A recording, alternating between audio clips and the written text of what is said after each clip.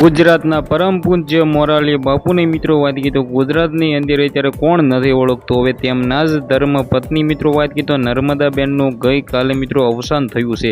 જ્યાં મિત્રો વાત કીધી તો સૌથી પહેલાં આગળ તમને જે વિડીયો બતાવ્યો એ સૌથી પહેલાં આપણી ચેનલની અંદર તમને બધા લોકોને વિડીયો જોવાનો મળ્યો હશે। ક્યાંય પણ તમને યુટ્યુબની અંદર મિત્રો આ વિડીયો જોવા નહીં મળ્યો હોય ખાસ કરીને આ મહેનત માટે એક વિડીયોને શેર અને કોમેન્ટની અંદર ઓમ શાંતિ લખીને એક સબસ્ક્રાઈબ અવશ્ય કરવાનું ભૂલતા નહીં। હવે તમને બધા લોકોને ખબર છે કે ગુજરાતની અંદર મોરારી બાપુનું સારું એવું નામ છે। હવે તેમના જ પત્ની મિત્રો વાત કીધો 75 વર્ષની વયે જે આ મિત્રો વાત કીધો અવસાન પામ્યા છે।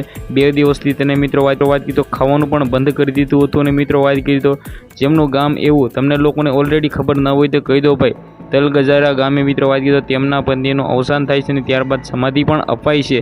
આ ગુજરાતની માટે મિત્રો વાત કીધો દુઃખની ઘટના કહેવાય। ખાસ કરીને મોરારી બાપુને મિત્રો ગુજરાતની અંદર બધા જ લોકોને મિત્રો વાત કીધો બધા સંત સાધુઓ મિત્રો વાત કીધો રિસ્પેક્ટ કરે છે અને મોરારી બાપુને કોણ નથી ઓળખતું ભાઈઓ।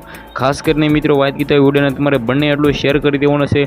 અવશ્ય મિત્રો કોમેન્ટની અંદર ઓમ શાંતિ લખવાનું બિલકુલ ભૂલતા નહીં કારણ કે મિત્રો તેમની દેવીય આત્માને શાંતિ મળી જાય અને મોરારી બાપુ તમને લોકોને ખબર ના હોય તો કહી દો ભાઈ ધ્રુસકે રડી પડ્યા। જે આ મિત્રો વાત કીધો મોરારી બાપુને મિત્રો આટલું બધું સક્સેસની પાછળ મિત્રો તેમનો પત્નીનો પણ હાથ હોઈ શકે છે। તમને બધા લોકોને ખબર છે કે ગુજરાતની અંદર કહેવાયું છે હર આદમીની પાછળ મિત્રો તેમના એમ કીધો પત્નીના હાથ હોય છે તેવી જ રીતે મિત્રો મોરારી બાપુ પાછળ તેમની પત્નીનો હાથ હોય એવું કેવી તો પણ ખોટું નથી।